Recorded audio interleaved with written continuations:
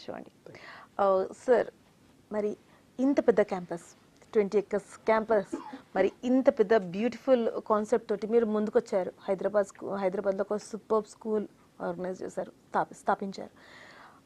Definitely మా viewers ఎంతమంది చూస్తున్నారో అందరి మైండ్లో ఒక పాయింట్ క్లిక్ అయి ఉండొచ్చు, ఫీజు ఏ విధంగా ఉంటుంది. ఫీజు మాటికి వస్తుంది, ఎందుకంటే ఇప్పటికే విద్యారంగంలో చూసుకున్నట్లయితే ఫీజు ఆకాశానికి అందుతున్నాయి. సో ఏ విధంగా మీ స్కూల్లో, మాంచెస్టర్ గ్లోబల్ స్కూల్లో ఫీజెస్ ఉండిపోతాయి?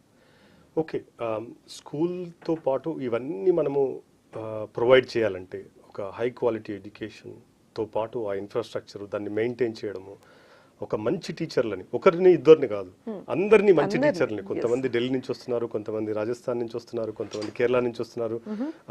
మా IB school, international baccalaureate IB school principal UK నుండి వచ్చాడు. సో ఐబీ స్కూల్, తను స్విట్జర్లాండ్లో కూడా పనిచేశాడు. సో తను ఐబీ స్కూల్ ప్రిన్సిపల్ యూకే నుంచి వచ్చాడు ఆ ఇంటర్నేషనల్ ఎక్స్పోజర్ తేవడానికి.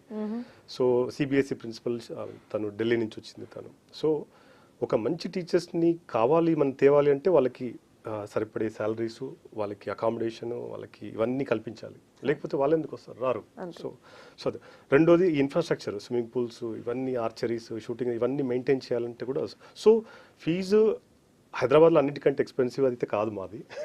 ఓకే, సో మా fees almost international school separate, CBSE school separate. International school IB కరికులంకి దాదాపు 3.6 lakhs దగ్గర స్టార్ట్ అయ్యి ఆల్మోస్ట్ 8 lakhs దాకా ఉంది ఫీజు మాది. సిబిఎస్ఈ స్కూల్ ఒక దానికంటే 30% తక్కువ.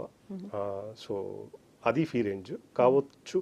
అఫ్ కోర్స్ నేను ఆల్రెడీ చెప్తాను, ఒక మంచి విద్యకి మనం ఎప్పుడైనా సరే పేయాల్సి వస్తుంది. ఇప్పుడు నేను గోయింగ్ బ్యాక్ 30-40 సంవత్సరాల కింద ఆ రోజు 10 రూపాయలే ఫీజు కట్టేది, కానీ 10 రూపాయలు అంటే చాలా ఎక్కువ ఆ రోజు, value of money. So yes, కాలంతో పాటు ప్రైసెస్ కూడా పెరుగుతాయి.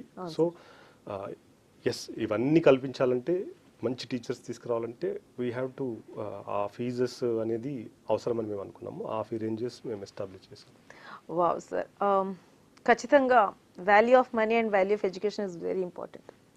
మీరు చెప్తున్నట్లుగా మీ మాటల్లో వింటుంటే